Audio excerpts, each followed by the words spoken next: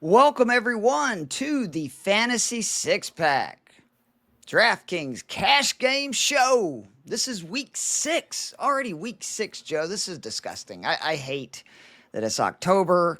I hate that we're a third of the way through the football season. But I know what you don't hate. How about those New York Giants, Joe Dude, Matz? I was listening to a Giants podcast this morning it's probably the one Giant. I try not to listen too much to like team podcasts because you become too overly focused on your own team, which especially You get if you're a enough Giants bias fan. from our You also, political figures. right. Sure. And then plus, if you're the Giants fan over the last 10 years, you haven't wanted to just overly focus on your team the whole year because it's not fun. But they're like, this is probably, at least just, this decade, the second best feeling we've had after a win, after the Vikings playoff game. Like, this is the best regular season win since 2016 when we swept the Cowboys in the regular season. So, yeah, feeling awesome. And then also winning on a primetime game. I think we're like 3-25 or something over the last like holy 10 years. smokes. Something crazy. I don't know if Daniel Jones, good. I don't think he ever won a primetime game as a Giant. So yeah, it feels awesome right now. Obviously, we just want to keep Jackson Dart out of that concussion tent, but otherwise, feeling as good as you can be, especially coming off of a loss to the New Orleans Saints less than 1 week ago. So what is the nice level right of Cam Scattaboo buzz? Because I mean, like, he seems like the perfect New York Giants player. Like, is he just right now the most loved guy in New York with the Yankees, being eliminated? Yeah, that's true. Yankees are out, although, Aaron Judge at least escaped criticism because it was not his fault. Yeah, he played great. But yeah, I mean, you're talking about approval ratings right now. Obviously, Dart, because the feeling that maybe this is the quarterback we've been waiting for, but Scattaboo just overall. Him and Jalen Brunson running the town. Yeah, Scattaboo not wearing a shirt. How amazing is that, too? You got a very undersized, right? Like NBA, but in a lot of ways, they're similar because they're both underdogs that people have doubted. Super and they physical just despite not being huge. Yep. And they continue to, exceed expectations at every level. And he's super likable because he's an Arizona State Sun Devil. And even when he was at ASU, I couldn't bring myself to hate him. I was like, he's too much fun. Joe's an Arizona fan, for those that don't know. Yeah. So even amidst that, outside of the game where they just absolutely ravaged us last season, I enjoyed watching him then.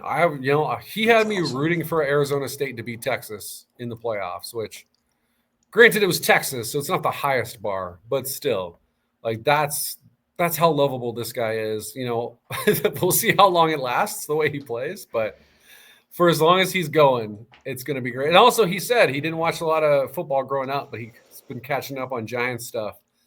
And the running back that he brought up that he loved was Ahmad Bradshaw, who is my favorite Giants running back of all time. I can see that comparison for sure. Just dudes who run hard. Not the biggest guys, but man, they are tough to tackle. And not to mention, too, the pressures are way up. Again, this is not a Giants podcast. I don't want people to think that. But, I mean, come on. We're Falcons and Giants fans. We should be able to take advantage of the good days because they're few and far between. They've been rare. Real quickly, let's recap last week. Yes. I've always said that it's not rocket science. One of the two things that I think is why we've had success over the 6 years of doing this cash game show together is that we pick on weak defenses. Like, once it is known what defenses can't stop the run, can't stop the pass, etc., we're looking for guys that are going to get volume opportunities versus bad defenses. I know I was off to a terrible start the first 4 weeks. You were actually had a much higher hit rate, which is good. So that way we're not just both as long as one of us is doing okay, bricks, we'll survive, every week. But this last week, the plays were just straight fire. Justin Fields, once again, though, scared the crap out of me, Joe, because I did. I went all in 100%, just like I did week 2, and I was real worried, but thank God for the fourth quarter. The Ferguson play, which we both agreed was the best value by far on the slate. I mean, I think he had scored twice within like the first hour of the game. And then the Rico Dottle, Rashad White, we both were right. And actually, we even mentioned Michael Carter as well at 4K. So all three of the like dart plays went well, but I'm not taking this as a victory lap. For me, I'm saying the Miami Dolphins are now the defense that you want running backs against because Rico Dowdle, his total yards, the most of any running back in a single game this year, rushes of 15 plus yards, 4, tied for the most of any single game this year. Tackles avoided, 10, most of any running back this year. Yards after contact, over 150, again, most of any back this year. And we talked a little bit before the show. I don't think it's because Rico Dowdle is really that good. I just think the Dolphins' run defense is legit that bad. And we'll get into the Chargers' backs when we talk the cash game slate. I know it's a mess with Haskins and Vidal, and overall, I think it's going to be a mess for them moving forward. You know, when you lose Hampton and Harris, but this week, I'm not going to tell anybody that they can't have a good game versus that defense. Dolphins allowing 173 yards per game on the ground and 5.75 yards per carry. It's again, I said last week the one competition the Cowboys had for the worst defense in the NFL. Well, overall was the Miami Dolphins. Like those have been the two worst defense. Yep. Yeah, run game, which again, somehow we, maybe it's the extra motivation of facing Saquon Barkley. Or maybe Barkley, the 400 touches, like maybe it still remains undefeated. There's a lot of metrics that show it's not great.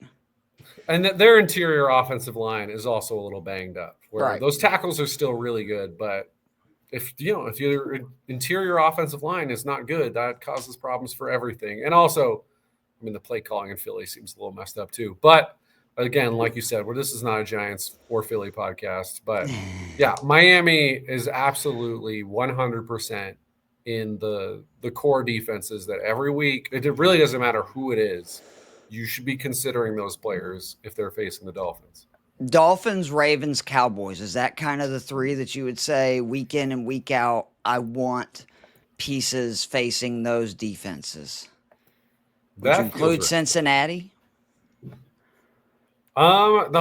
Cincinnati. The thing I love about Dallas is you get the best of both, right? They're going to keep the points. Yep, and we saw it again. Fields would have done, like I would have been on my face again with Fields, but luckily because the Cowboys scored so much, he was able to throw it. I think like 18 times in the fourth quarter. Which, by the way, Fields, I go back and forth, but when he's allowed to throw, the numbers aren't bad. It's just teams don't typically let him come out throwing like that. But anyway, that's not what we're here. Let's get right into it. The QB position this week, Joe.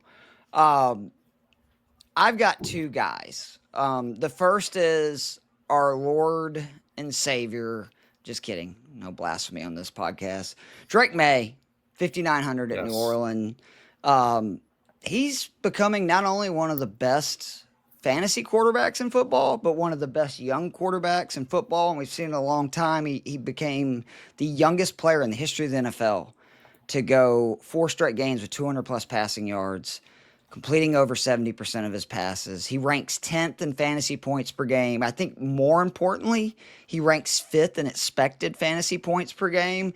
And he has a monster game coming because we know May can run. We saw it last year. He scored so many points with his legs. This year he's doing it all without really running.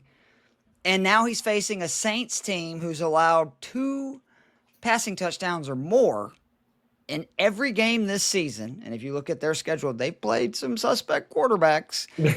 And opposing QBs have thrown for 200 plus yards in 4 or 5.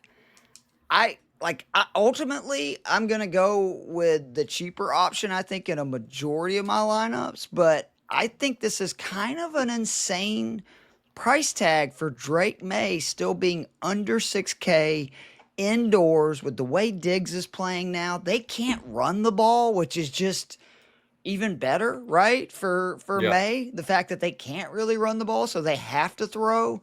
Was May one of your guys this week for cash or no? Unsurprisingly, he was. Like you said,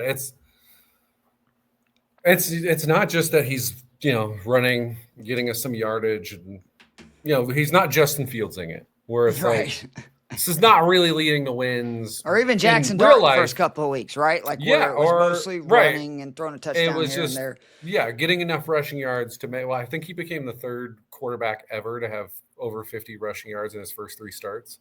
Oh wow. So that's wild. It was like him, Lamar, and I'm forgetting who the third one is, but it's kind of like, wait, he's in the same list as Lamar Jackson for something rushing? That seems bizarre. But yeah, like May, I mean, if you watch that Buffalo game, the first half was fine. And then the second half, I mean, straight up, he outplayed Josh Allen. That throw to Diggs in Buffalo, where he's getting sacked and he's Yes. falling and he's like almost down on the knee and he Yep. throws a perfect pass. And then if you go, I saw at least one chart that was like, success rate and then EPA on just passes 10 plus yards downfield. He's the most efficient quarterback in the NFL this season. Now, the second is Sam Darnold, which like maybe says something about small sample size, but also I don't know. Sam Darnold's Darnold's been completing lights out for the most part. 86% of his passes that are traveling 10 or more air yards, which is absurd. May is second at like 67%. That's how far Darnold is above Yeah. May. For again throwing the ball down the field. If your team starts going downhill in these next 2-3 months here, which right now Brian Daboll kind of slightly off the hot seat for at least a moment, but if you're looking for a new head coach, Clint Kubiak might be someone to keep an eye on. Right in Seattle. I agree. But yeah, Drake May 100%. You want to talk about defenses. The Saints are kind of like just outside of like the obvious defenses to pick on, but they're still pretty high up there. Yep. By DVOA, which again, once you're a month into the season, DVOA now adjusts for who your opponents were. Mm-hmm. The only 3 teams that have been worse passing DVOA wise, the New York Jets, who are dead last now, which is how bad that defense is. We called that last week, by the way. Yeah. The Dolphins and the Cowboys. So those are the 3 that are worse. Now, sneakily, New England is the Dolphins are worst. that low on. Is that overall, or you said pass? So that was passing DVOA. Oh my God! So they are bad against both. Yeah, the only 3 teams are worse in rushing DVOA. So it's literally just teams are they're not awful. throwing very much because it's so easy to run on them that Right. they're not allowing more yards per game, passing touchdowns, etc. Because the DVOA, that's exactly why it's a great reference, right? It's accounting Right. for It's taking everything. into account game situation, opponent. So it's really just getting to the nitty gritty of what you would expect to happen on a given play in that situation. And yeah, this Dolphins defense is horrific. But yeah, the Saints, again, when you're talking about passing, they are not much better. So yeah, again, until Drake May gets priced, I don't know, a lot higher than he's been priced this entire season. He just is my automatic guy every single week. Does it remind you of Daniels last year? We went through this with Jaden Daniels last year, where it was like his price just would not go up the way it should. And again, the thing about May, to me, that's so impressive is this was a guy that was 3rd in rushing yards per game among QBs. Like he was averaging, I want to say, almost 6 points per game in his like 9 or 10 starts last year, just running. Yeah. They're not running at all.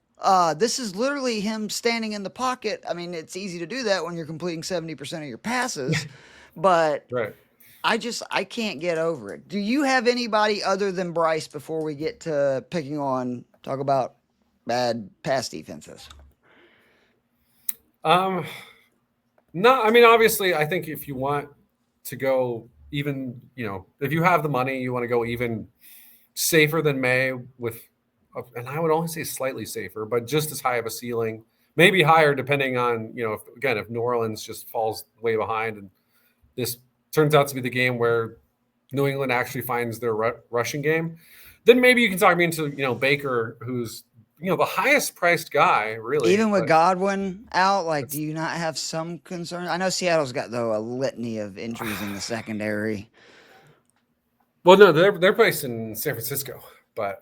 Oh, I'm sorry. That's who you're talking about, though. Yep, I'm an idiot. But, thanks, Joe. Yeah. So Mayfield. There's some safe plays up top. I mean, I think those top few guys. I mean, man, I really wish Lamar Jackson was playing this week because then Matthew Stafford would become a really Right? interesting I play. But as 100% is, you're agree. like, Yep. you get nothing rushing, and then what if this is 27-3 at halftime and he has thrown one touchdown pass and the other we're Or all their rushing? defense picks off Cooper Rush twice Yeah, for it's touchdowns. Like I'm with you. Like so that's I why, can't yeah, mess with I that. think it's just I'm slamming the Drake May play. And then if I'm going cheaper, I do think Darnold is an interesting play at $500 less at 5,400. Mm-hmm. Now, the downside is Jacksonville seems to be blessed by God to force 3 turnovers in every single game. So if I think they that have 5 continues, more, right, than every other team in the NFL. that Like that's sounds right. it's They've been wild. absurd so far. So it depends on how you look at it. Is this a defense that's due for regression? Certainly at some point. Is Darnold the guy who makes that But happen? we see this every year with a Historically, I don't team. know. Like it does like tend to happen every year with at least one team where they've got the turnover juice. Like they just seem Yeah. every game to force turnovers. I know that's kind of random and it's not something you should be able to count on, but I will say that if they keep doing this for a couple more weeks, they just might be that team this year. They're going to have at least 1 or 2 turnovers every game. The Jets, by the way, on the other side of it, I think I told you this stat. They started keeping the turnover stat, Joe, in the 1930s. They're the first team in the history of the NFL since they've kept it to go their first 5 games without forcing a turnover. That Seems is bad. nuts. That could Let me be make why a they're the worst passing DVOA in defense Oh, in the I think league. that would be a very fair But point. Let me make a case though for Bryce because I yeah, think please. I mean, 4,800. 4,800. I think that this is the play. Please. There's no team in the NFL allowing more passing yards than the Cowboys. They're allowing 8.4 yards per pass attempt. They've given up 12 touchdowns through the air. This is why I think they're even worse than people want to admit. They faced the Giants with Russell Wilson, who were 16th in pass yards per game entering this week. Jalen Hurts and the 31st ranked Philadelphia Eagles passing attack, and Justin Fields in the 27th ranked New York Jets passing attack. That's over half their games, and yet quarterbacks facing Dallas, just with their arms, are averaging 22.8 points per game. That is 3 points more than Matthew Stafford, who averages the most points per game through the air of any just quarterback. So it's better to be a quarterback playing in than to have Puka Nacua and Devontae Adams and, Sean McVay calling your plays. I get it. Like Bryce it's real hit or miss still. His fantasy production has not been great. It's like just under 15 points per game, but that 14.7 points per game, if you notice, that's right at his 3X number, right there, even with his average. And he's been without several of his top weapons. There's a good chance that he gets back Jatavian Sanders, maybe gets Jalen Coker. Both have been practicing this week. And again, I know it's hard to trust Bryce, but Fields, Russell Wilson, and Jordan Love all had their highest passing yard totals facing this Cowboys. And then it's the same thing I said last week with why Fields was in every lineup and why I love playing the Cowboys. Like players in the Cowboys game, they're gonna score points. Like this offense, like Dak Prescott, if their record was better, would absolutely be an MVP candidate. Like he's been so freaking good. The problem is their defense still really stinks. Like I still believe that. And I think that it could be the same script as last week. I could totally see Dallas up pretty big and Bryce running around throwing the ball late. And don't forget, Bryce does run now, which is the other benefit. Like Bryce will have these big runs occasionally. And if, he gets 4 or 5 points rushing this week, I can almost guarantee he's going to get at least 3x his price. So I do like playing Bryce, and I'm okay too if you want to stack him with McMillan. If you want to play him naked, I think both are okay. Like, you could play Sanders if he plays. Coker's interesting, right? Like, what a great first matchup if Coker ends up playing. But I just think Bryce at 4,800 on a slate that I want some expensive guys, right? Like, there's several, and we'll get into the running back and receivers that I want to play. You're going to have to cut somewhere. And I think this is one of those positions, but I totally co-sign with you that Drake May is the safer play. If we're just going for safe and cash this week, that's the play. If you're going for, I think he's relatively safe because I do think he'll get close to his 3X no matter what. But it's the opportunity at 4,800, or if he scores 25 points now, you're talking about 6 times his salary. Yeah, it's rare to look at a quarterback situation, especially when we're not talking about like a Mac Jones situation where, maybe I don't remember what his price. Yeah. I don't remember what his price tag was, 3 weeks ago, but yeah, where it's like, all right, this is a guy we've seen be capable before with, genius play caller and some weapons. This is the normal starter at 4,800. And if you said he finishes 5th over the entire weekend in fantasy scoring for quarterbacks, I'd be like, yeah, that wouldn't surprise me at all. Yeah, he's 300 more than Cooper Rush. Right, which, yeah, you want to talk about both ceiling and floor. I feel a lot better about Bryce Young than Cooper Rush. The Cowboys defense, 12-1 touchdown to interception ratio. The only 2 teams that are worse are obviously the Jets because they have 0 interceptions. So theirs is 22-0 or not. And then the Ravens, they have given up 13 touchdowns to the 1 interception. So the only one that's worse that's actually had an interception is the Ravens. I mean, you just go 304 yards per game passing to quarterback. So you're getting the bonus on average. Obviously, Russell Wilson is actually throwing that off because he threw for 450. Right.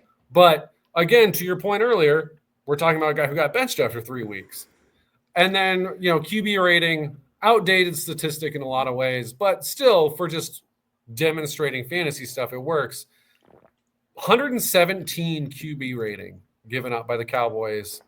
The Dolphins are 0.4 worse. So these two are both just incredibly. Again, they're both worse than the Jets, who have not intercepted a pass this season in QB rating. So that's how bad it's been. So yeah, I'm slamming the Drake May play, but am I going to have some lineups where I go with the $4,800 quarterback? Absolutely, I am. If Flacco wasn't facing a Green Bay defense that has a great pass rush, would you be considering him at 4K? Because, I still wonder if that's not going to be a mistake on my part to not, have him. And I'm not going to play him because, again, Micah Parsons, that Green Bay, pass rush is for real. And I also just think that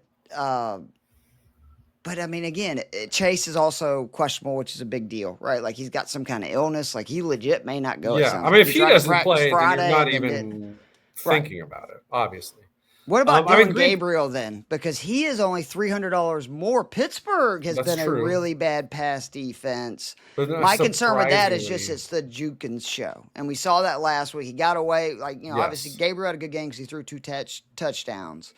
But I just, I can't get myself on either one of them. When, again, 4,304K, normally that's a dream. Especially if you're telling me one of those quarterbacks is going to have potentially Jamar Chase and T. Higgins to throw the ball to. Yeah. Again, like you said, it's tempting at that price point because, when do we ever get any quarterback who's 4,000? It's the lowest you can go. But you're talking about a guy. Right. No inflation on that one. But yeah, he's been there less than a week. Like you said, this Packers defense, they've had one, quite bad game against the Dallas Cowboys, but very good offense. Also, yeah, Dak is as good as we've seen him. I feel like there's been this, I think it's because he's the quarterback for the Dallas Cowboys, and he was bad last year before he got hurt.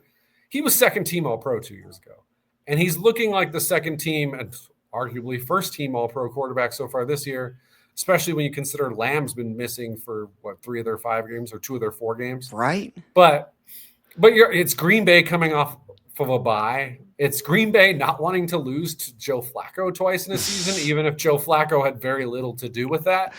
I don't want it. And then same thing. It's the Steelers coming off of a bye against a rookie quarterback.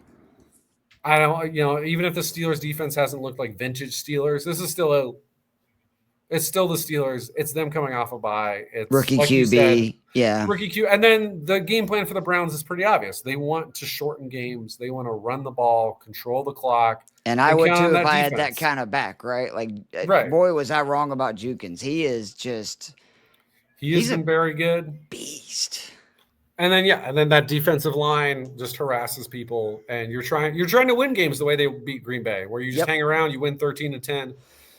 That's obviously not what we want if we're looking at our fantasy quarterbacks. So, yeah, to me, if you're going cheap, go with the guy facing the Dallas Cowboys defense, who has a top 10 pick at wide receiver, who has his surprising, wide receiver from last year, Coker, hopefully coming back, and then Rico Dowdle, who looks awesome against another really bad defense last week. Yeah, no kidding. So, and like we said, as the Cowboys defense this year has been worse than the Panthers defense. So, they are on the Panthers. But has been right there with the Miami defense. Yep. Those are the two worst defenses by most statistics.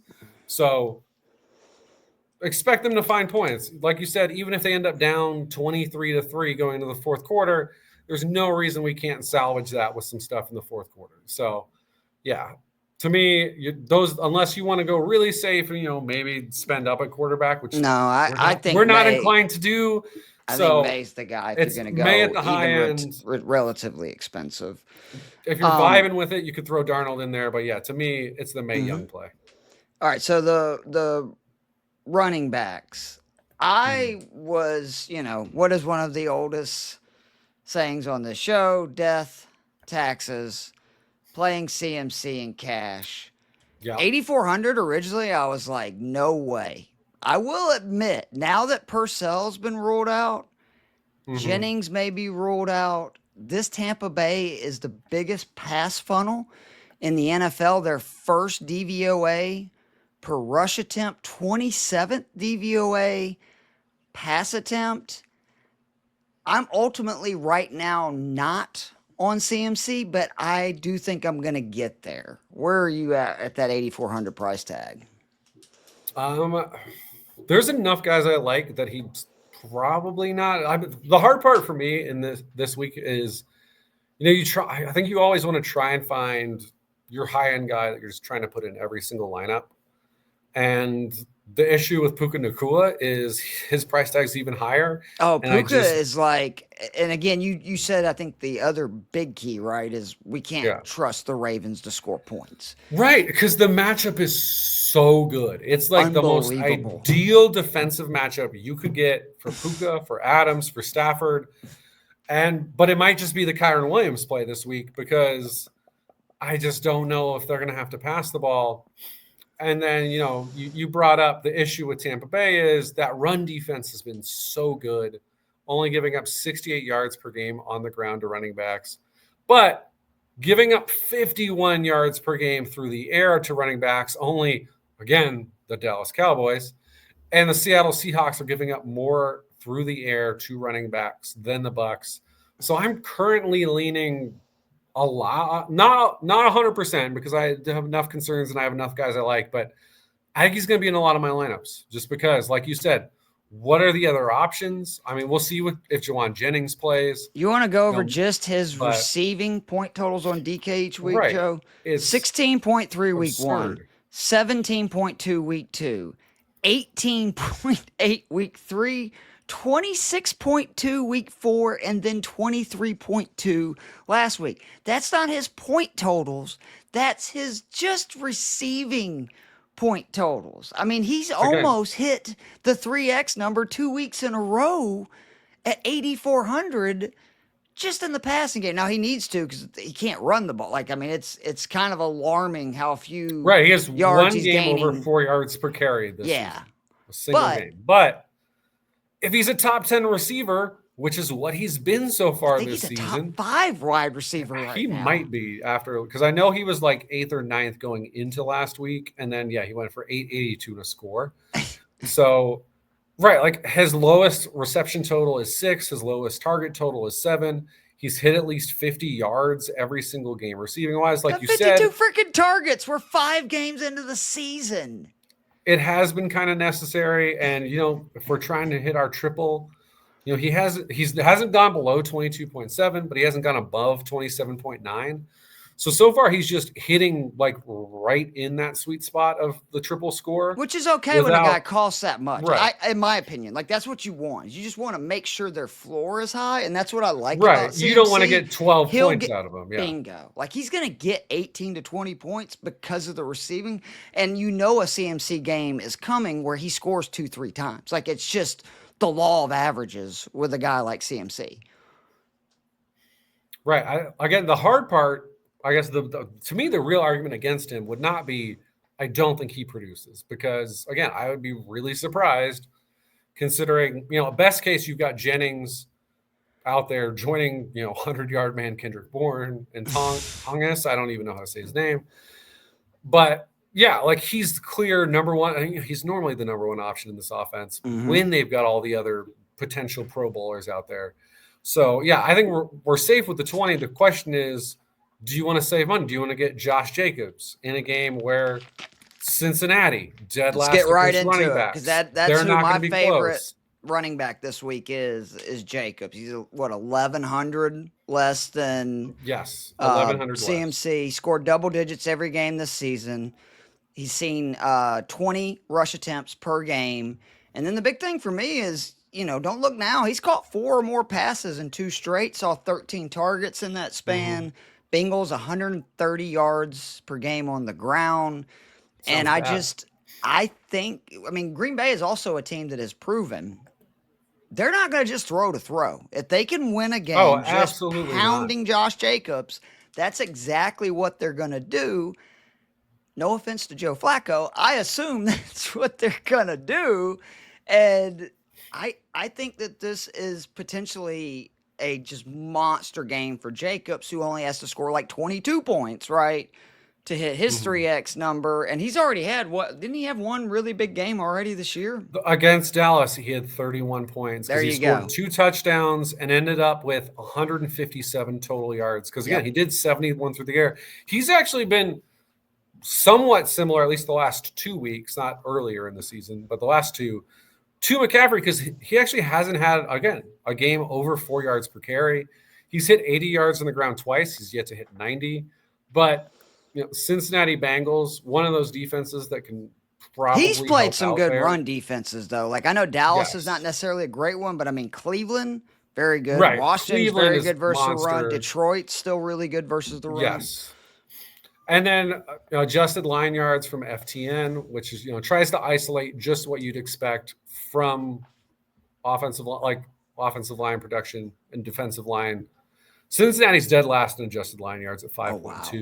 I like that. So even though their running back yards per carry is a more not terrible 4.5, but not good, they're basically they haven't given up too many huge runs, so that's kind of kept them in line there. But yeah, this is a defense, and that's not Jacobs' game anyway, right? Like Jacobs is somebody that you're going to see a lot of 5-10 yard rushes. Right, we're just going to churn it out, especially if it's a game where we're up 20 points at halftime. So yeah, I think he makes a ton of sense. And then again, Kyren Williams is in a very similar situation. Again, 31st defense. So again, we're not telling you anything that's mind-blowing information here. It's pretty simple. You have guys who are productive running backs, and obviously Kyren had the killer fumble last game. But let's not forget, he also had 32 points last game against San Francisco. And he grabbed the there had been some discussion, and I'd even brought it up that Blake Corum was eating into his snaps. Well, all of a sudden, you look the last 2 weeks, he's played over 80% of the snaps. He played 90% last week. He's running routes now on 70% of the passing plays. Don't you think it's safe to say, I don't know what happened, but Corum had that little bitty stretch where it was looking like, oh, maybe finally Kyron's not this, opportunity hog, to where now I feel pretty good back saying Kyron's going to, unless they're just up huge, which is definitely possible. I think he's going to get a ton of opportunities. And McVay's another guy that, like, he's not just going to throw. Like, he will short. He No. knows he's got Matthew Stafford, who God knows how many hits he's got left in him. Why waste mileage and hits on Stafford when you don't have to? That is the thing about every Shanahan acolyte, is that system is built around the zone running scheme. Now, actually, the Rams have actually kind of experimented more, and I think that's one of the reasons they've gotten better, where they'll mix in more gap schemes as well to be less predictable. But all those guys, LaFleur, McVay, obviously Shanahan, McDaniels, all those guys, if the run game's working, they will ride the run game, no problem. And according to PFF, second best run blocking unit so far this season, the Los Angeles Rams. Second worst run defensive unit, the Baltimore Ravens. So, again, you can feel great there. And I like that. I feel better about that play than I do like Ashton Genty. But, again, we've seen Genty finally get some room the last couple of weeks. He's got a Tennessee team that, real bad. It took literal, like, bad news bears is not football, but you could, like, bad news bears, little giants type of, like, shenanigans to somehow win that game because the Cardinals just forgot how to play football. More than little giants. They had a runner fumble the ball going over the end zone, and then an interception. I've never seen anything like that interception that play. Turned into basically a touchdown for him. Literally. A few plays. Yeah. Literally. Oh, it was literally. And he didn't intercept it in the end zone. He intercepted it short of the end zone. Then, without anyone touching, without even getting up from the ground, he then lost the ball. And then I don't remember which Cardinal guy it was, but that guy all time helping the other team score, where he bats it, kicks it, let me kick it away from three other teammates who were there to recover it into the end zone. So it took all that for them to have a come from behind win. So as bad as the Raiders have been, good chance this is a game where they'll be able to go heavy running the ball, which is what they want to do right now, the way Geno Smith is playing. So Ashton Genty's interesting. Understatement. I think obviously Javonte Williams has to be interesting against Carolina, even if Carolina has not been as atrocious the last couple of weeks against the run. Yeah, Carolina surprisingly showing a pulse versus the run, right? Like, what is going on? But again, this is still a game where our expectation is this is either going to be back and forth, or it's the Cowboys and the Panthers chasing the whole time. So all of these guys are really reasonable plays in that range. And then there's kind of before you get onto that, because I just want to say for Kyron, he's right now top 6 among running backs, weighted opportunities, carries, snap percentage, rushing yards, red zone touches, expected fantasy points and touchdowns. And then, oh, by the way, he's also top 10 in fantasy points per game, route run, and opportunity share.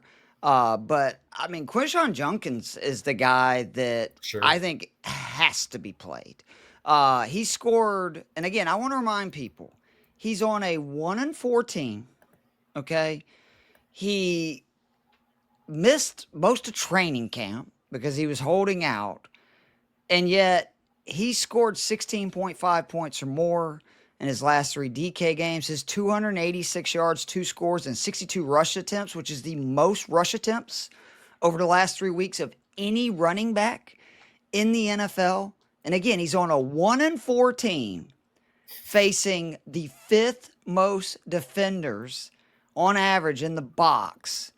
And he scored 16.5 points or more in each of his last 3 games. 39% of the Browns' opportunities in that span have gone to Judkins. You know, the 2 backs that have a higher rate, just CMC and JT. He's 7th among running backs now in expected fantasy points, which I have really got to where I love that statistic, because I think that tells you about opportunity. Absolutely. It cuts through the noise. And then this is a Steelers D that I understand they've looked better versus the run the last 2 weeks, but do not forget they got absolutely shredded by Kenneth Walker and Breece Hall.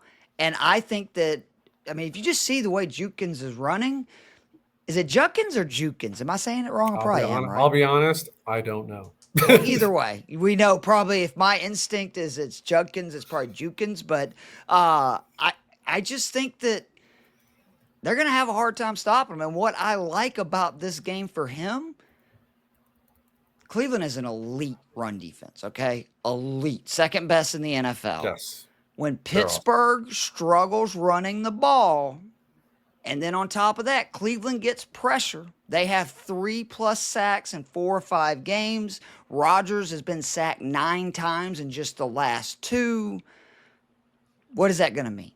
They're going to run the ball. And again, for the opportunity thing, even when they're down, they've been down 10+ points a couple of times in these last few games, and they're still just feeding the beast, right? So right. I don't see what any else are way you going to do? You don't want to lean on the pass. Carries. Yeah, exactly. And I think at 5,900, this is the last week I think that he's a slam dunk, because I think he has another really good game, and then you see he's 6,500 next week.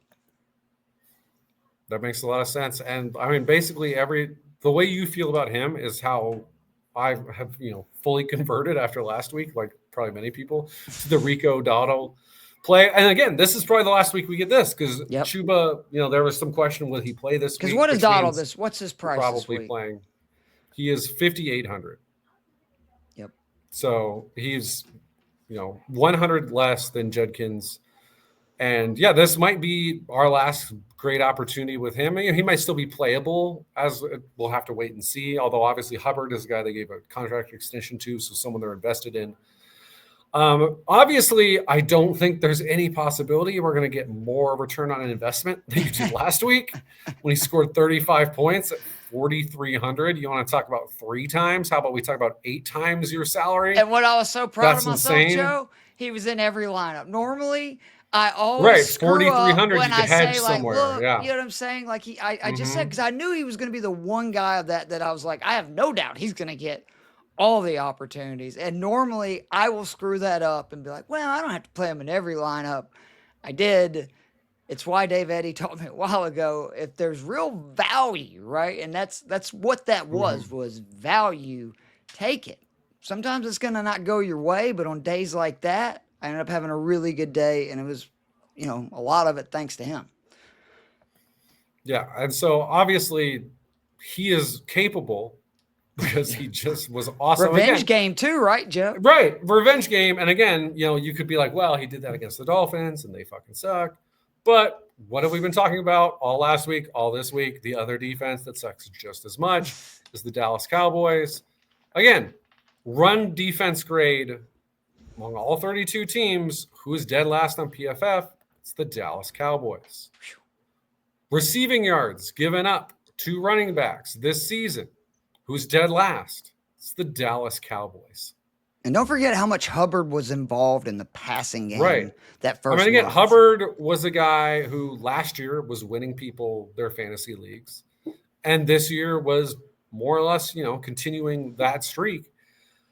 So, yeah, again, he's going to be on the field the whole time because he's the backup running back. So, it's, that's one of those things you see a lot of the times where, again, it's like Rashad White. We didn't see a lot of Sean Tucker because and he actually is someone who's proven something before. Yep. But, again, you don't usually want to go from the second to the third guy. So, Dowdle dominated snap share last week. He dominated touches last week. He was the offense, quite simply, last week.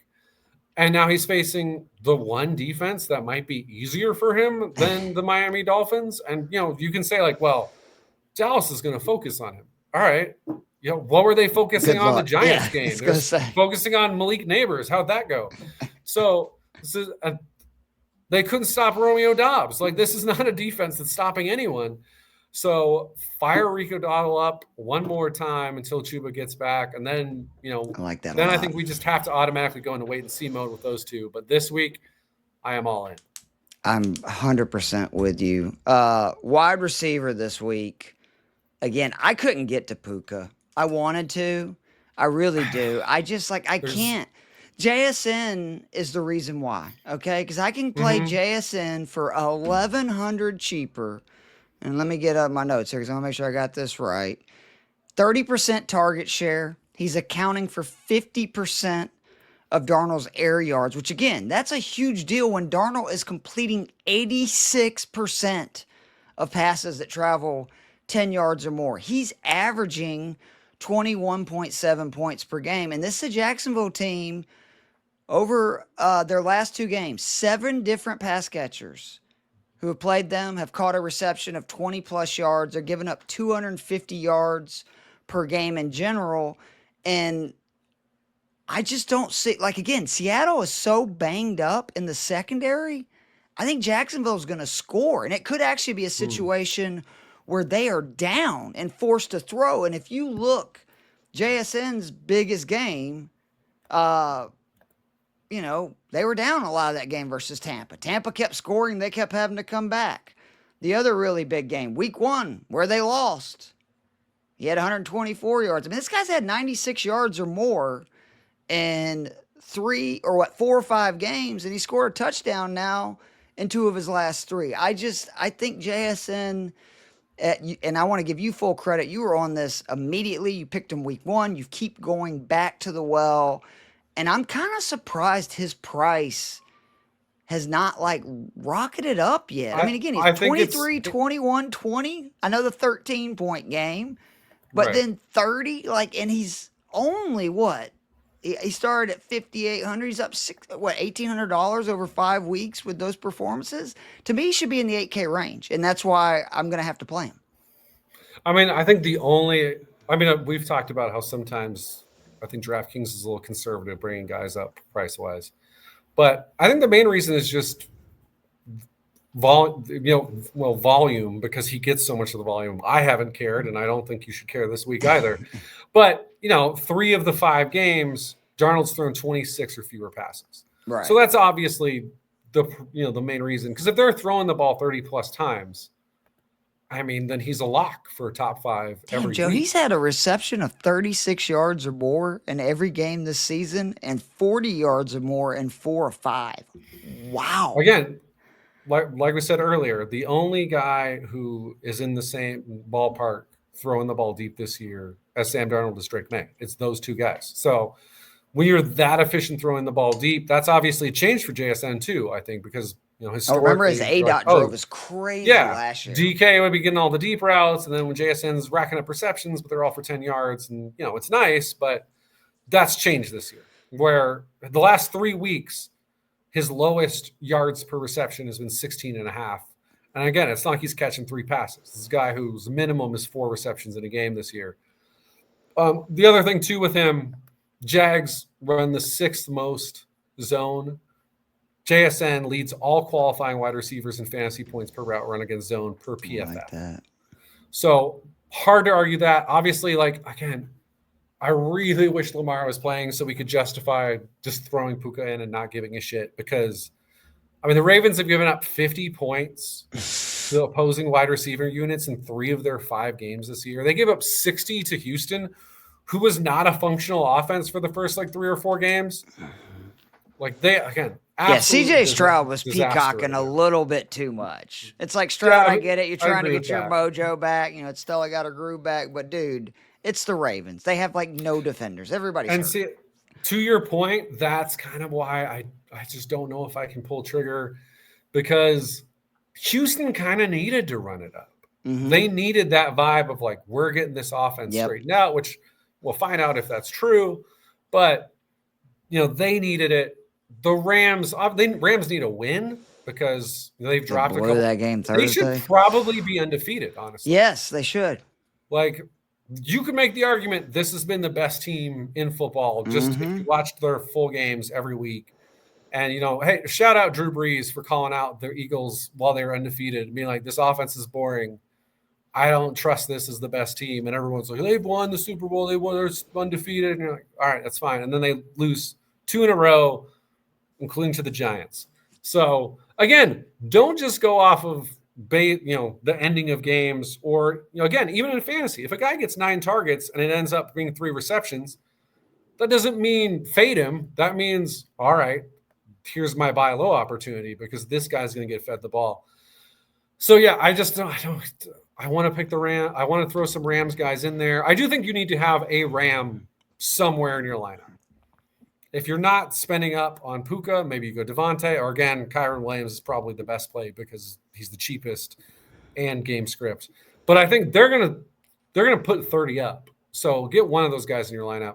Right. The other guy in this kind of higher price range, there's actually Pickens is actually a reasonable one too, just because I know Carolina second against wide receivers.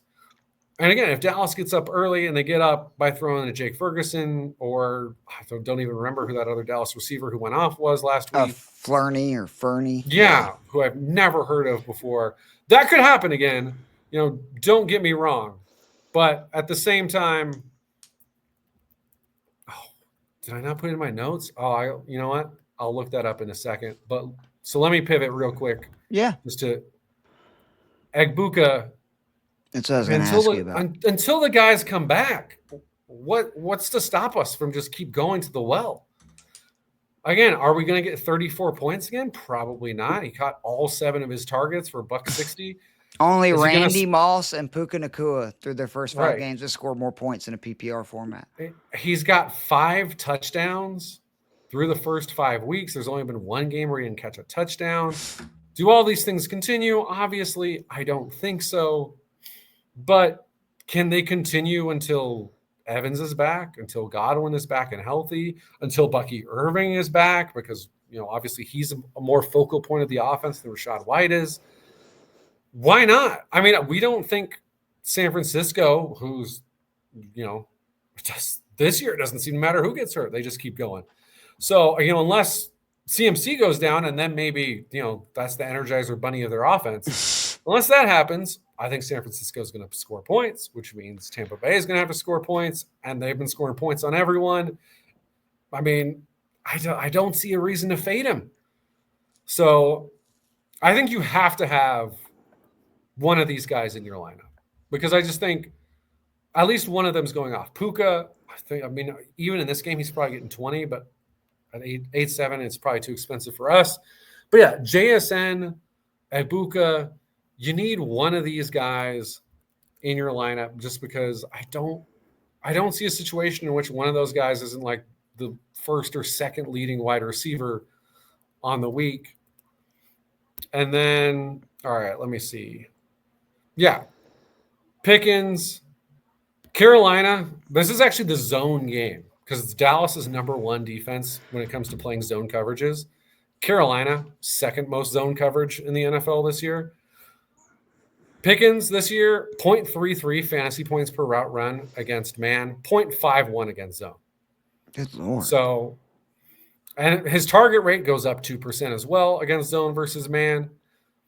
So he's also an interesting play. Now, I think I like those other 2 guys more, even at the higher price, just because, again, I see Seattle, Jacksonville, Tampa, San Francisco as just more evenly matched games where I'd be more surprised if it doesn't turn out like it did against the Jets last week, where that was a good matchup. Like we've covered, the Jets defense has been bad. Real bad. But if this turns into the Ferguson random Dallas Cowboy wide receiver, Javonte, again, there are actually kind of other options, especially in a game that gets away from the other team. So I think I like the other 2 guys more at the higher price, but I do think Pickens should be someone you're considering, especially maybe outside of cash games, just because that second opponent rank is going to scare some people off, even though I don't think it really tells you that much about their actual defense. So I agree with all of that. The other guy, though, other than JSN, that I got to play is Stephon Diggs. Particularly if you're playing, Drake May. He's just on a heater. Don't forget, this is like, go ahead. We've been saying, at least for the first few weeks, it was you can play Drake May with the other guys, especially because none of the combinations are expensive, but you don't need to. And I don't know that I'd still say you need to, but no, I think you need there's a chance that the chemistry has turned the corner. I mean, when you do it back to back, you do it in the primetime game on the road, good defense. Yeah, like now it's like, all right, maybe we do have 1 or 2 more years of Stephon Diggs top 15 fantasy wide receiver in it. You want me to give you some data that just says that is the truth? Hit me with it. So again, this guy's coming off an injury. His last 2 games, he's averaging over 6 yards per route run, seeing a 39% target share. He's been May's first read 44% of the time, and he ranked 4th in separation rate and 15th in route win rate. And now he ranks 3rd among all wide receivers in percentage of targets per route run at 28%. No surprise, only JSN and Puka are above that. Diggs, if you maybe have forgotten, had one of the more famous playoff receptions of all time in that building against the Saints. I think that he's just a smash play. Like, I'm going to have him in a majority of lineups, and then the other guy that is in the same boat is Kendrick Bourne, who I just like. I think Jennings is out, Bourne's in every lineup. I'll go ahead and tell you. Even if Jennings plays, I'm going to play Bourne. This is a Tampa, like they're a pass funnel. You cannot run the ball in Tampa. And San Francisco hasn't been able to run the ball freaking anyway. And like really outside of CMC, who are you going to throw it to? And we've seen Bourne had, that really good season with Mac Jones. I think that was Jones's rookie year. And then there's one other guy I want to ask you about. Okay. Do you think T. Higgins is potentially an unreal value because he's 5,700? I expect Cincy to be down, and I just think he's the perfect kind of receiver for Joe Flacco, right? Like big, that's throw true. It up. That is interesting. And I could see, right? Like, I know we're predicting it's probably going to be a bad time, but if Flacco goes out and say he slings it well and Higgins, has a big game, I think his price will immediately go right back up. I think nobody's going to play him because he's been, pretty disappointing. The volume's still there. I think he had like 14 targets the last 2 weeks. Like, it's not from a lack of volume. He scored a touchdown in 2 of the last 4. And again, Jamar Chase is questionable. And I mean, he tried to practice today, and then whatever the illness is, he like ran off the field and he wasn't seen again. I think, again, if Chase is out, I think that's even more of a reason to play Higgins, because just on volume alone, he's going to get peppered. And we know Flacco is not afraid to just throw it to one dude over and over again. So, again, Diggs is the definite play. Bourne is, I'm interested to see if Jennings is cleared. But it's Higgins is the guy that I really wanted to get your opinion on.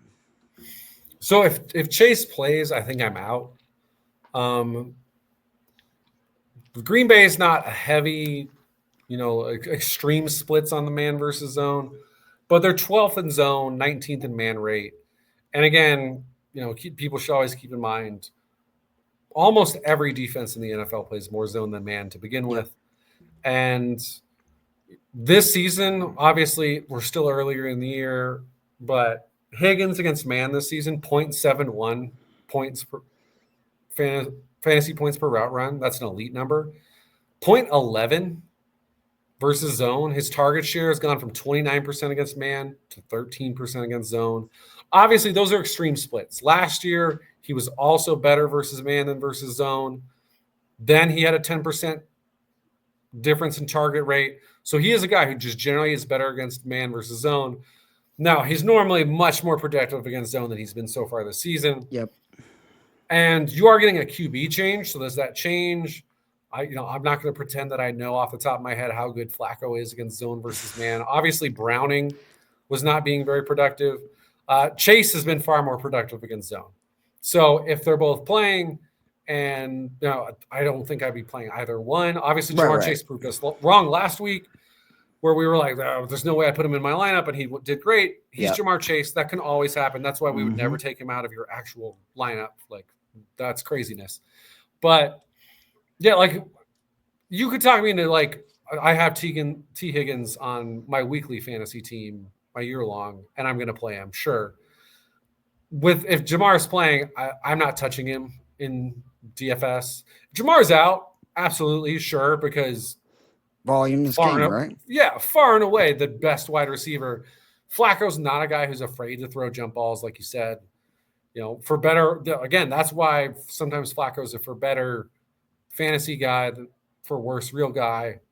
A less exciting Jameis Winston type. So, yeah, then you could talk me into it. Real quick, just some more data on the dig stuff. Per FTN, only 5 teams are giving up more yards to number 1 wide receivers than the New Orleans Saints this year. And actually by DVOA, so then we're accounting for how productive are you per target. We're definitely accounting for touchdowns now. New Orleans is the worst defense DVOA against number 1 wide receivers. So feel free, especially like you said, if you're playing May, you should be heavily considering pairing him with Diggs. The other guy I would throw in, T-Mac, Teteroa McMillan, not as productive against zone as against man. So that is a downside in facing the number one zone defense when it comes to zone rate. Yep. But this feels like the type of defense that helps you improve those zone numbers. Not one where I think you should actually He is scoring over 1 fantasy point, though, per target right now versus zone. So, like, the yards per route run haven't been great, but he is scoring, like, points, right? You know what I mean? Like, right. I'm with you. And also just the target. I actually think that if you get Coker and Sanders back, that's a very good thing for him. Right. It could actually make things easier. He's a guy, again, 8 targets, won 3 straight games, and that's been his minimum all season. He's hit at least 8. I mean, this is a guy who's at 43 targets. He's had over 300 receiving yards. He has 0 touchdowns. So you want to talk about a guy, he's the opposite of Egbuka. Touchdown where progression he should is be coming due for regression. And I don't know who's going to help you out much more for that than the Dallas Cowboys. Again, 450 yards to Russell Wilson, who has looked terrible outside of that. So yeah, I'm not the zone stuff. I'm not overly concerned about it. Like if it was the reverse and they were a heavy man defense, I'd be like 100% every single lineup. T-Mac needs to be in there. As is, he's still going to be in most of my lineups. So yeah, I just look at him. I look at that defense. Again, they're 32nd. This is not some, again, we're not telling you secrets when we're just saying, hey, every week, Miami, Dallas, put the opposing team in. So that's one I'm heavily going after. What cheaper guys? Are there any like huge I got plays that you're targeting? 2. Isaiah Bond, who each week his targets go up, but now a goblin at it, Sterling Shepard. And it's not even close. He's 3,800. Yes. He scored, I want to make sure he scored 11.9 points or more in 2 of his last 3. He's probably going to be the slot receiver, I would assume. Again, without Bucky Irvin, we saw last week, like Rachaad White, he good for fantasy, but they were not able to run the ball at all. If he wouldn't have, scored 2 touchdowns, been a bad game. Obviously, I'm assuming they're going to just try to smother Egbuka as much as they can. They should. So Shepard 3,800 to me feels like he's going to be in a lot of lineups. Yeah, let me pull up his. If I remember right, there's some. So San Francisco does play zone a lot more than man, but anytime they actually do go man, Shepard is shredded man defense this year. It's 0.53 fantasy points per route run against man this season. So, yeah, I think you're right. Again, that offense has been productive against every. The only game they weren't super productive was against the Texans, who are an elite defense. Yeah. So expect them to score points, which means you want somebody on that team. So if you want to save some money, you don't want to go with Egbuka. Rachaad White's still a reasonable option, but you want to go super cheap. Yeah, Sterling Shepard is going to be out there. He's going to get opportunities. And the other really cheap guy that I'm looking at is Alec Oyumanor for the Tennessee Titans.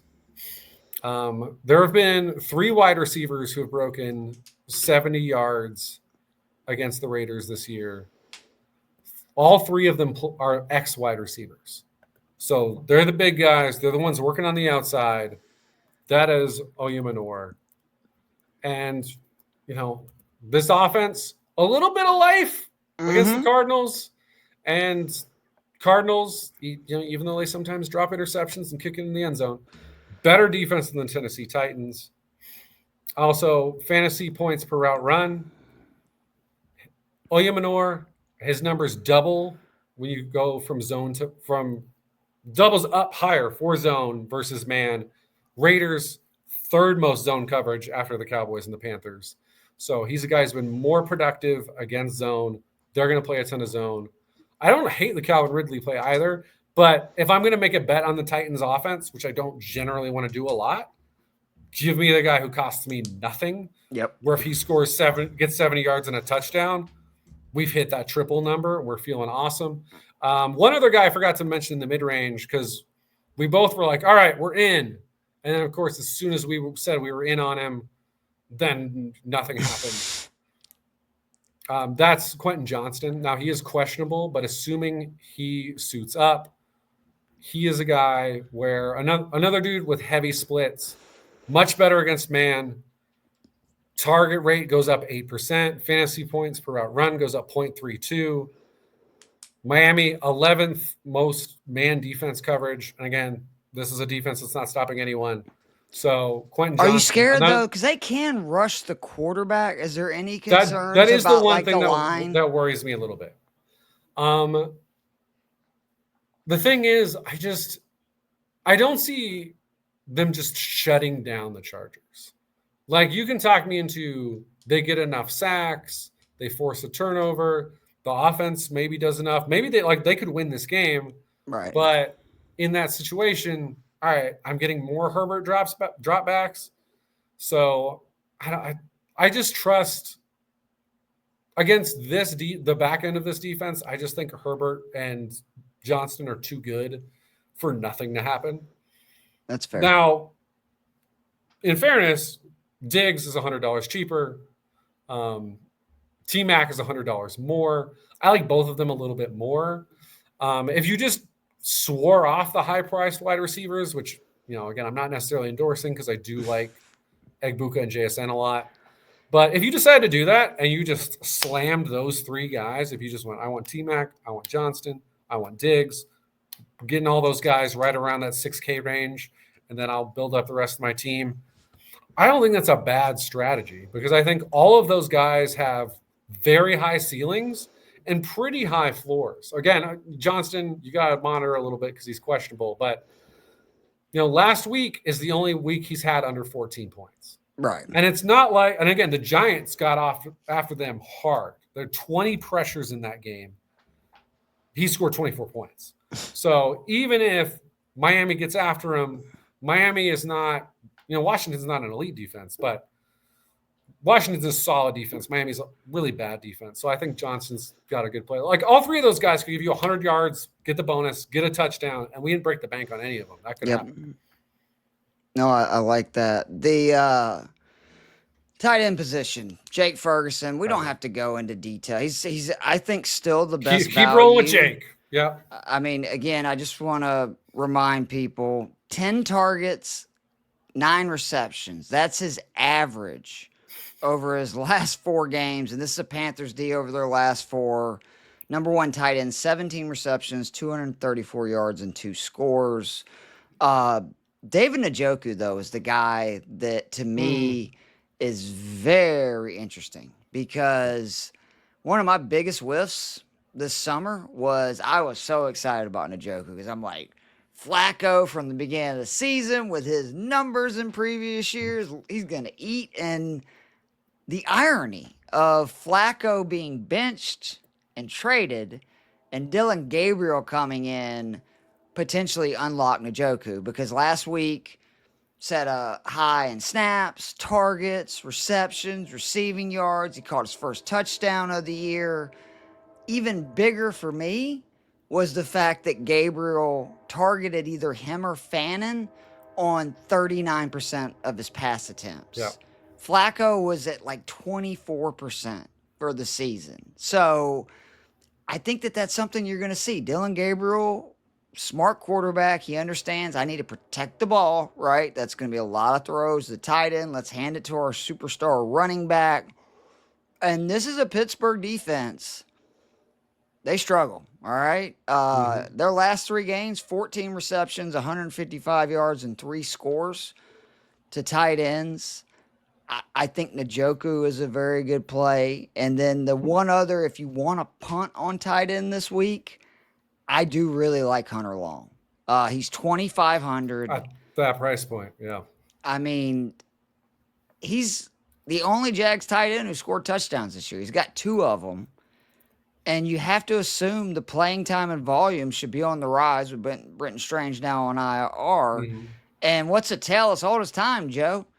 A Seahawks defense that can't cover tight ends. 3 touchdowns to tight ends in just their last 3 games. And tight ends in that same span, 17 receptions for $185. So, I mean, for me, Ferguson, lock. Like, I'm playing him in every lineup. The question is, do I play him with Njoku? Do I play him with Long? Or do I just, play a tight end, try to figure it out? Because, again, remember, we went over that range in the, mid to low 5Ks and said there's some good options. None of them compare to what Ferguson has been, the volume and everything. No, I don't think I just, I'm not, he's going to have a bad game. It's just the way it is. I'm going to keep playing him, or his price is going to have to go up more than it has. Yeah, there's no one below 5,500 at any position that I like more than I like Jake Ferguson. And again, that, like you said, that Panthers defense has been, again, generally a bad defense, but especially awful against tight ends. Again, most yards allowed to tight ends this season. So you're giving me that. I'm firing up Jake Ferguson. Yeah, he and Drake May are kind of the guys where every week, except when they've been on a bye, I've been like, I feel like I'm going to throw that guy in my lineup. If you've got Drake May in your lineup and you want to double up with Hunter Henry, and again, I say still go with Ferguson. So if you want to throw Henry in your flex at 4,300, that's worked out more often than not this season as well. Tucker Kraft's one of those guys where I'm like, man, if this was Joe Burrow on Cincinnati, I'd be really excited about him. In this game, I'm probably Ferguson wanting just $600 more, right? That's the other big thing for me. Yeah. I can go cheaper for Henry. I can go not too much more expensive for Ferguson because I do think Kraft has potential in this game. It's just it's hard to predict in that Green Bay offense, especially Wicks in the slot. Cincinnati's been bad against the slot, but and even at his price point, I think is 3,900. But we named a couple of guys I like more just because I don't know what the passing volume is there.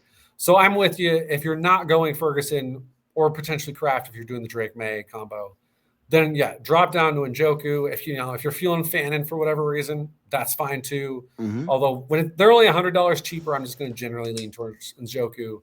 And then if you really want to save, if you're like, fuck it, Puka's in my lineup, 8,700.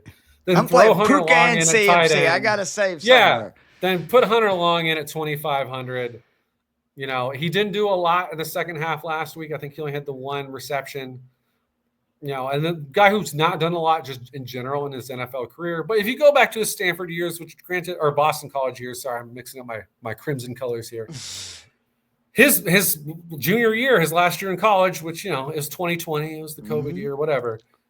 57 receptions, 685 yards, 5 touchdowns. So it's not like this is a guy who's never been able to catch passes and be a productive part of an offense. He's done it before. Like you said, Seahawks, very good defense, but a little banged up. And tight end, for whatever reason, even though they've switched defenses going from the old cover 3 with Pete Carroll to Mike McDonald's, more switching up defenses. Tight end has just always been a weakness there. Don't know why. 2,500, again, we're going to get a guy who's probably going to play 80% of the snaps at 2,500. So if you need the money, that's your play there. You're not going to save more money anywhere else unless you decide to, go crazy and say Flacco at 4,000. So, those are the big 3, Ferguson, Njoku, Long. I want to give a name for GPP just because what do we know about Joe Flacco? Historically, he targets tight ends. Mike Gesicki at 3K, particularly if Jamar Chase is out of the lineup. Because if you remember last year, he had some monster games with Chase out. Just remember that. The defenses this week, I assume we're going to be on the same page here. I've got 2 and one I don't think I'm going to be able to afford. So New Okay. England 3,100 to me is like this defense is for real now. Christian Gonzalez. If you look at the way they've looked Yeah. the last two games since they had their lockdown cornerback, I love that. But ultimately, I can't justify it when I'm going to take Cleveland. No, I don't think 2,500, 3 sacks or more in 4 or 5 games. That's 6 free points right there. Okay. Yeah. That's 6 points. Again, Rodgers has taken 9 sacks just the last 2 weeks. And what I love about it is we know Pittsburgh likes to run the ball. Good luck on this defense. You're not going to be able to. So you're going to be forced to throw. And I do like, I'm kind of excited. Rodgers is, I think, and this is no knock to him. He's 40 something years old. I think he's reached the point where he doesn't want to take hits anymore. Oh, and like that just absolutely happens. not. Absolutely not. And Miles Right. Well, we Garrett's saw going to it with say, Brady the hey, last like year or two. I'm going to make sure you take some hits in this game. So I do. I love Cleveland, and there's not really another defense that I feel any better about, except for, again, maybe Green Bay, but Flacco could go out and go bananas, right? Like, I mean, that's the thing about Joe Flacco. Sure. He can get rid of the ball quickly. It's happened before. So, and then again, the Rams, it just I just know the minute, if I spend up that much, I'm gonna go Cleveland. If I have extra money, I won't be afraid to play New England, but it's gonna be one of those deals where it's the Browns in almost every lineup. The one other defense I would Yeah, throw give me in, another and option. I'd love that. again, I'm with you. The Browns to me are the main play because this is elite defensive line against quarterback who throughout his career has held the ball, but now is also afraid to get hit. So it presents some interesting opportunities there. But if I for whatever reason need that extra $100, I'm interested in the Tennessee Titans at 2,400 because this defense has actually played relatively okay. They played some really tough teams. Like the Tennessee's had a brutal schedule. Yeah, when you consider the positions that their offense puts them in, it's pretty rough. It's not great. And then the other thing you got to look at is who leads the league in turnover-worthy plays per PFF. It's Geno Smith. What happened to Geno, man? 10 turnover-worthy plays this year. So again, that's number one. The only quarterbacks who have thrown at least the only guy who's thrown more than 50 passes with a higher turnover-worthy play rate is Jake Browning, who just got benched for Joe Flacco. For a guy that's 50, so. Right, and the only other two guys who have thrown more than 3 passes who are higher are J.J. McCarthy, who looked awful outside of one quarter before he got hurt. Quote-unquote injured. And Cooper Rush. So again, really bad quarterbacks. So, Geno has been awful. Obviously, the offense has found a little running room for Ashton Genty, and that's dangerous. But the main thing we're looking for is sacks and turnovers, and no one's been giving you more opportunities for turnovers than Geno Smith. So, I'm with you. If you got $2,500 to spend, just take Cleveland. It's the better defense. But I like if that, if you got $100 more, like I think that the sacks are more dependable, and Cleveland's more likely to get sacks.